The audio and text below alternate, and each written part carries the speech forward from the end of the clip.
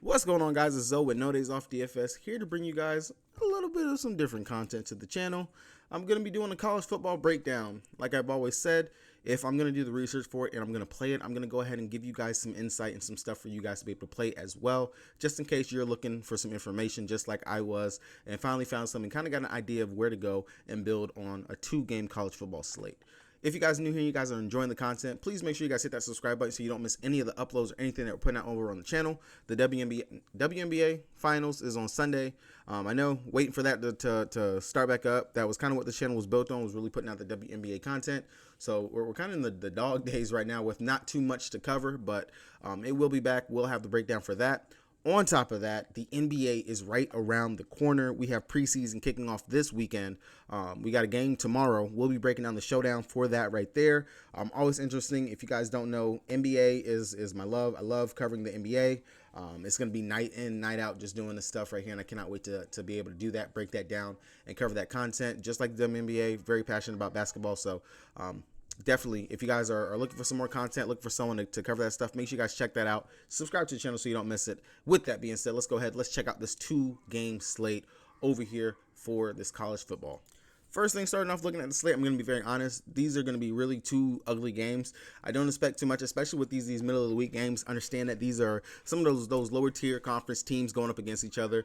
Jacksonville going up here, going up against Middle Tennessee, and then we have FIU going up against New Mexico. So really just this right here, researching, looking into this, I'm going to be very honest, it was a drag. But we got a 51.5 total in the first game with a 3-point spread in favor of Middle Tennessee, and then in the FIU game versus New Mexico, it is a 6.5 point spread in favor of New Mexico. FIU is coming in here on the road as dogs. So looking at it, I'm going to go position by position, really, just to break this down. I think it's probably going to be the easiest way, especially since it's just a 2-game slate, and I'm going to try to make this really quick for you guys. So over here at the quarterback position for the first game, looking at the Jacksonville side, we have Smothers and Webb. This is kind of a timeshare with these two, but Smothers, he's going to be the lead quarterback for them. They made a quarterback change quite a while ago, so Smothers, he's been starting for them. Now, he's a dual threat quarterback. He does have, I think, what I would consider a pretty decent floor, simply because the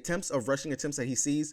The thing is, Jacksonville State, they are a very heavy rushing team. They love to run the ball, and as you can see by the attempts, these are not scrambles. These are quarterback drawn up runs for him to actually be able to run and get out there on his feet and scramble. He really does not pass. He's not very efficient in regards to the passing department. He can pass, but he is not efficient at all. 57, 93, 197 yards, 16 out of 28 passing. This one right here, I really just feel like because this game was actually somewhat close, was the only reason why he actually had to pass. But in games where they're dominating on the ground or things like that, really just getting it going on with the run game, I'm going to expect more of a run-heavy approach from them, and that's what I'm actually going to really be expecting in this, really for them to draw out the clock, run the game down, and things like that. And then we're going to be expecting Middle Tennessee on the other side really to have to pass and try to stay inside this game. That's kind of the game script idea that I do have going for this one. But Logan Smothers, really feel like he's going to be your safe quarterback on the slate. Now, if you feel like Webb somehow, some way, his snaps, his counts, his attempts are going to actually go up, GPP play, you never know, someone can always get injured, things like that, but really don't even mess with Webb. He is not a factor or a point on this slate. Now, looking over here at, I'm going to really butcher his name, but looking at Vatadio, I really hope I said that right.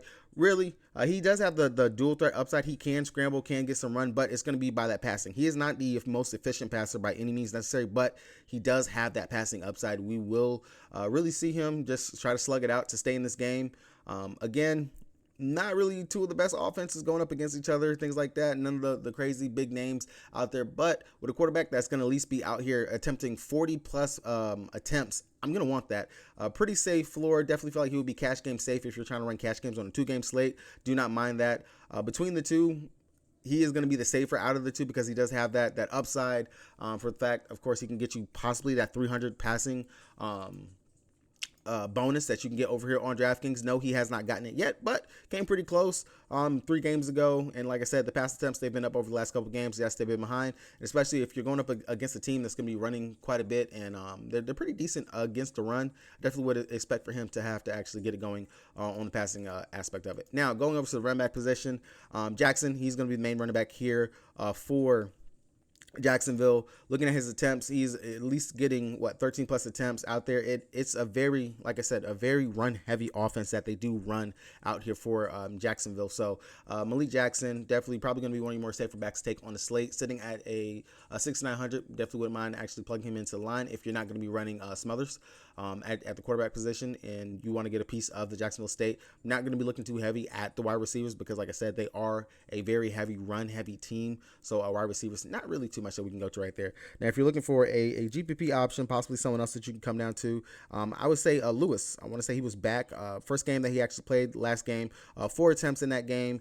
Really only got 10 yards, but possibly could be a GPP option sitting at 4.7. Definitely I don't believe a lot of people will be going to that right here at that price tag or anything like that on the slate. They would much rather pay up for the Jackson, but you can get different, especially on 2-game slate. Looking at Lewis, he was the lead back last year for them. Finally came back last game, like I said. So definitely something that you can consider looking at over there. I'm looking over here at the running backs for Middle Tennessee. It is a split backfield once again. Peasant, he is going to be their lead back. Definitely has some receiving upside as well for them. I do like him as another play. Possibly you can run a stack with this quarterback and also the main wide receiver threat for them in this game, especially because he does have that receiving upside. It's going to be a decent matchup for him on the ground here in this position, but nonetheless, you do want to try to collect all the points that you can, and running backs are typically one of the more safer plays and positions that we can go to in college football. But Peasant, I would definitely expect for him to be highly owned. He is splitting some time in that backfield back there with Cradell. Now, when I say pairing him up with the back, Cradell seems to have more of the receiving upside. Both of them get targets, but it seems like Cradell, he has the better hands. Between the two, he is going to see some rushing attempts as well. And on a site like DraftKings with the PPR upside is something that we really do like and that we like to take advantage of. I definitely could see a point in just running a Cradell over running Peasant, which, Peasant, he's sitting at 54. Cradell, he's at 53. Really not too much of a price difference between him, but of course, most people are going to go with the lead back, who is listed as the lead back, and that's going to be Peasant. But you can definitely get different, especially for the passing upside that Cradell does have. But it is a split backfield out there for them. Now, going over to the wide receiver position, I'm really not messing with anyone else outside of Metcalf for Middle Tennessee. He is the lead wide receiver. He gets most of the targets. Pepperwood over 25 targets over the last 2 games for them. I know you've seen the pass attempts that we just talked about with this quarterback. Definitely would be the stack that I would run back with the quarterback here in this position. 110%. I really do like this position, this spot for Metcalf. And then if you're wanting to get different, and if you got to pay down or you want to get off of Metcalf for the chalk that he'll be, definitely do not mind coming down here to a Holden Williams. His receiving upside, it's there. The yards, they're there. Definitely has more receiving yards than what Metcalf has at the time. But Metcalf, he is still technically that wide receiver one for them, and the guy that's getting peppered with the targets and everything. So the PPR upside for him is definitely there, as we just seen. 11 receptions, 95 yards, put up 26.5 fantasy points in that game. Definitely, like I said, I really do expect this to be a pass heavy for Middle Tennessee on their side. For Jacksonville, not really messing with anybody over here at the wide receiver position. Like I said, it is a very, very heavy run team. But if you got to, you could look at Perry Carter. He would technically be the wide receiver one. Decent numbers for the season. So if you can think that Jacksonville is somehow going to actually pass, don't mind going here to Perry Carter, but that would be it if I'm even messing with anything for that. Now going over to the FIU, going up against New Mexico quarterback position. To tell you the truth, I am not really looking to take FIU's quarterback. Really going to be a fade for me. I would look more towards maybe at the running back wide receiver position, but more towards the running back position, considering that New Mexico, they are horrible against the run. So this could definitely be a slate where we can actually see maybe someone like Owens go out here and get the chunks, get the yards out here on the ground. Rush, we've seen that he has the upside to get those really good touchdown game, 3 touchdown game earlier in the season, dropping 31.1 fantasy points in that game right there.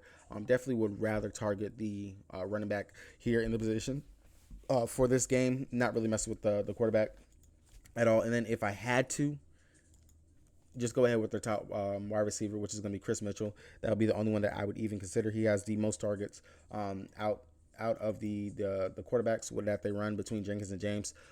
He is their main target, the main guy that they go to on the slate. So that would be what I would do if I'm looking at the wide receiver position. Now for New Mexico State, it's kind of going to be the same thing with them.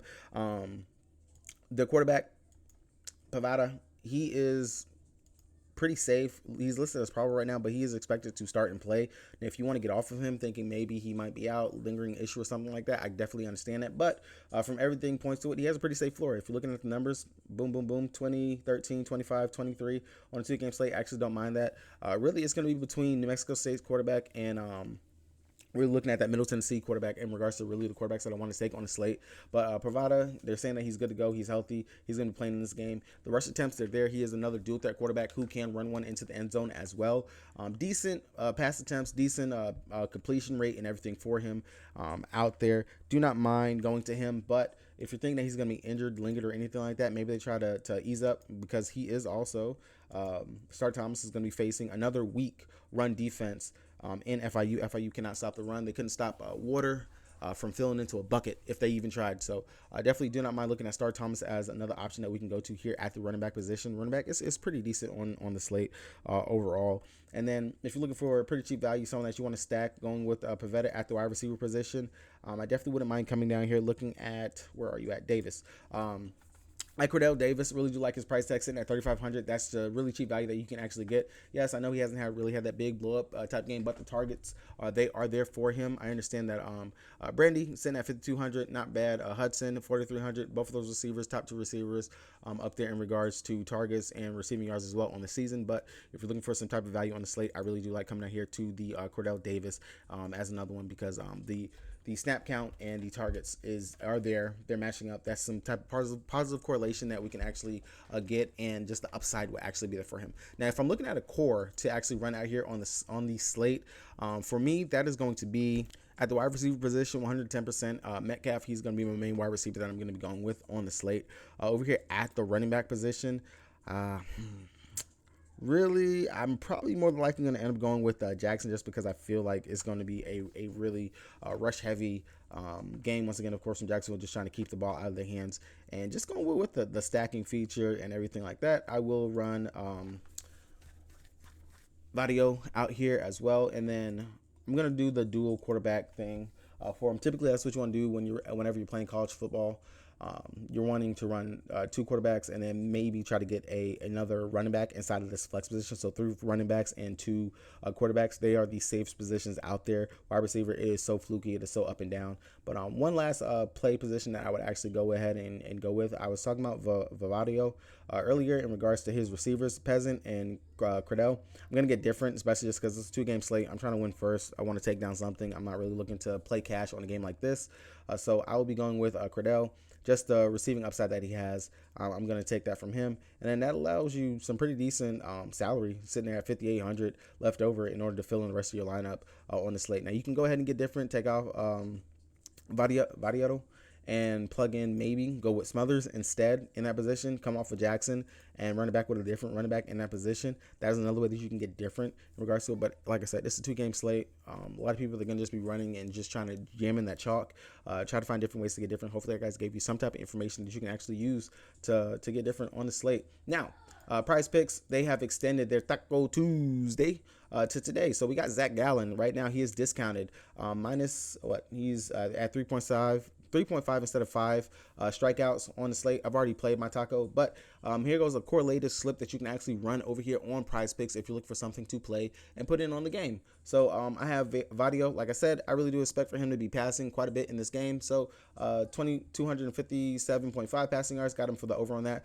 Logan Smothers, the rushing upside is just there. I cannot ignore the rush attempts that he gets on a night in, night out basis. I do understand in college, and remember this, that if a quarterback takes a sack, it counts as negative rushing yards for them. Why? I don't know. Really think they should change that, because that is not how it's going to be when they get to the NFL, and we're trying to prepare them for the next level. So Smothers, I do like his rushing upside, like the prop form, 42.5. We'll be taking the over on that. Metcalf, he is the main wide receiver out there for Middle Tennessee, 52.5 receiving yards, taking the over on that. And then Holden Williams, like I said, I'm expecting for Middle Tennessee to really have to pass the ball quite a bit. Going to be taking the over on him as well for that. And then Perry Carter, just because, again, I'm really feeling like this is going to be a run heavy for Jacksonville and pass heavy for Middle Tennessee. I took the under on his 31.5 receiving yards, under on there. Now, if you're looking for a 6-1 to play, Frank Peasant, I just have him in here as a possibility, as something that you can take.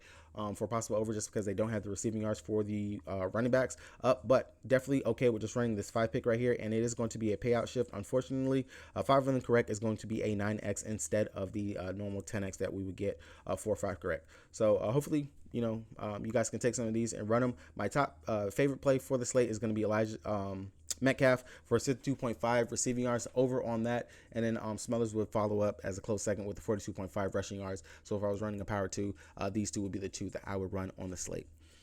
With that being said, that's going to be it for me today, guys. If you guys don't got a PrizePicks account, make sure you check the link in the description below so you guys can get that deposit match bonus and join me over here on PrizePicks and DraftKings as well. I will see you guys tomorrow as I break down the first NBA preseason game with the Dallas Mavericks taking on the Minnesota Timberwolves in Dubai. It's going to be really interesting. Can't wait to watch some early morning basketball. Peace.